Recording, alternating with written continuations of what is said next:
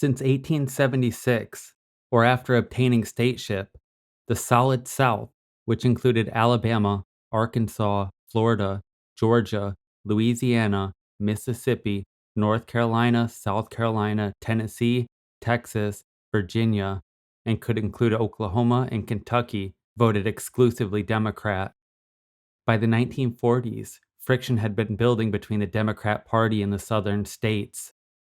In 1948, President Harry Truman would order the desegregation of the military through executive order and vowed integration and other civil rights. The Southern states believed this was stripping the states of their constitutional rights, specifically the 10th Amendment that states, "The powers not delegated to the United States by the Constitution, nor prohibited by it to the states, are reserved to the states respectively, or to the people." This would immediately cause a fracture in the Democrat Party. The Southern Democrats would break away and started the States' Rights Democratic Party, more well known as the Dixiecrats.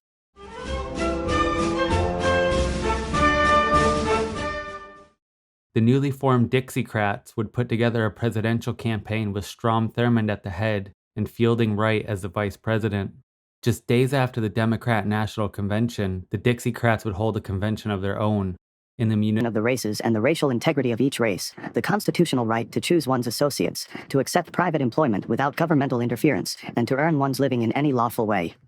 We oppose the elimination of segregation, the repeal of miscegenation statutes, the control of private employment by federal bureaucrats called for by the misnamed Civil Rights Program. We favor home rule, local self-government, and a minimum interference with individual rights. 5.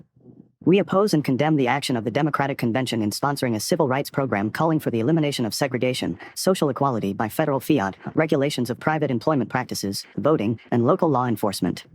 6. We affirm that the effective enforcement of such a program would be utterly destructive of the social, economic, and political life of the Southern people, and of other localities in which there may be differences in race, creed, or national origin in appreciable numbers. 7. We stand for the check and balances provided by the three departments of our government. We oppose the usurpation of legislative functions by the executive and judicial departments. We unreservedly condemn the effort to establish in the United States a police nation that would destroy the last vestige of liberty enjoyed by a citizen. 8. We demand that there be returned to the people to whom of right they belong, those powers needed for the preservation of human rights and the discharge of our responsibility as Democrats for human welfare. We oppose a denial of those by political parties, a barter or sale of those rights by a political convention, as well as any invasion or violation of those rights by the federal government. We call upon all Democrats and upon all other loyal Americans who are opposed to totalitarianism at home and abroad to unite with us in ignominiously defeating Harry S. Truman, Thomas E. Dewey, and every other candidate for public office who would establish a police nation in the United States of America. 9. We, therefore, urge that this convention endorse the candidacies of J. Strom Thurmond and Fielding H. Wright for the President and Vice President, respectively, of the United States of America. Thurmond and Wright would get onto the 1948 election ballot against Truman, the Republican nominee Thomas Dewey, and the progressive nominee Henry Wallace. Truman would win the presidency by a large margin, 303 electoral votes, from 24,179,343 voters. The Republican Thomas Dewey would receive 189 electoral votes from 21,991,292 voters. Thurmond and the Dixiecrats would win 39 electoral voters from 1,462,452 voters. All the other candidates received no electoral votes. While the Dixiecrats would lose by more than 20 million votes, for the first time, the Solid South had been broken. Not long after the election, the Dixiecrat Party would be dissolved.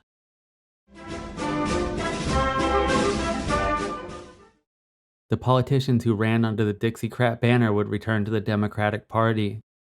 Strom Thurmond would continue his career in politics as a Democrat, but still oppositional.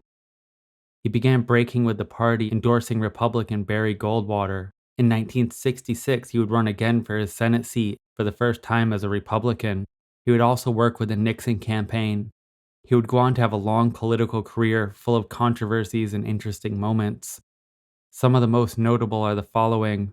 He'd be the first and only write-in candidate to win a Senate election in American history. Lisa Murkowski in Alaska's 2010 Senate election was the only other person to do this. However, Murkowski won a lawsuit requiring a list of write-in candidates to be distributed at the polls. He would have the longest filibuster by a single senator in history, speaking for over 24 hours. Strom Thurmond launched a filibuster against the Civil Rights Act of 1957. And he knew that he did not have the votes to change it, to strip it of what he felt were offensive provisions. But he thought at least he would exercise the prerogative of a senator to speak as long as he could. And so he prepared himself in terms of his diet, did not hydrate a lot, had malted milk to kind of give him some energy, and spoke for 24 hours and 18 minutes in August of 1957, making him forever famous for doing that. Other senators have tried to reach that objective, but they don't have his tenacity. Voted against the 1964 Civil Rights Act and the Voting Rights Act of 1965. He would claim that communists were responsible for the 1967 USS Forrestal fire. He would try to convince Richard Nixon to deport John Lennon as an undesirable alien. Richard Nixon wanted to remove John Lennon from the United States. They found an old drug charge in the UK, and they tried to deport the famous Beatle based on that drug charge. In 1975, Thurmond would go to South Vietnam, where the president would give him a medal. Thurmond eventually let his segregationist positions fade, while never renouncing them. He would become one of the longest-serving senators in American history. 48 years he was in the Senate, retiring on January 3, 2003.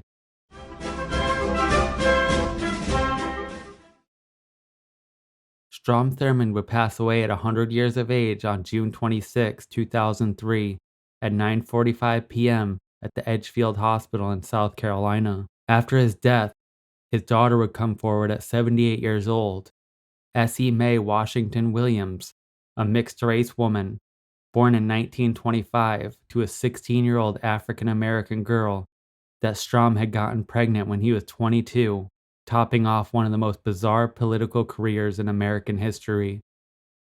His casket would be shown in the South Carolina State House in the Capitol. His body would be carried to the First Baptist Church for funeral services, where President Biden, then Senator, would deliver his eulogy. James Strom Thurmond. Fritz, he was one complex guy. For what else would explain that he asked, I'm told by Nancy, a guy named Biden from the state of Delaware, to be one of his eulogists? I'll never figure him out. And Strom, I won't forgive him.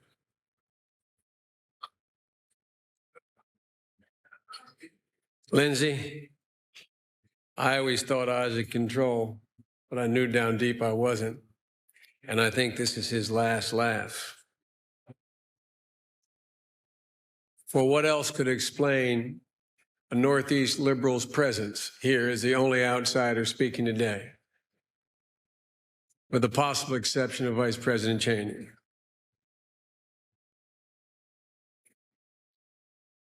Strom Thurmond was the only man whom I knew who, in a literal sense, lived in three distinct and separate periods of American history, and lived what would have been considered a full life in each of those periods, particularly in his beloved South.